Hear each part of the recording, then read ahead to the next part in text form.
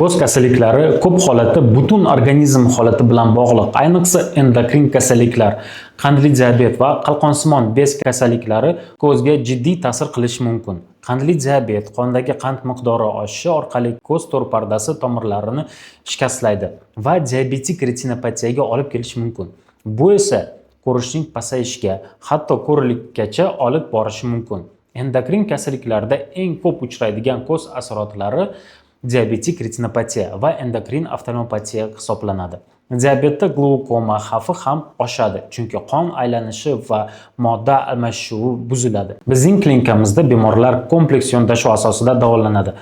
Zamonaviy diagnostika, endokrinolog hamkorlikda davolash, individual davolash rejasi, ko'rishni saqlab qolishga qaratilgan zamonaviy texnologiyalar, eng muhimi ko'z kasalliklarini erta aniqlash. Agar sizda diabet yoki gormonal muammolar bo'lsa, ko'zingizni muntazam tekshirtiring. Sog'lom ko'rish bu hayot sifatidir.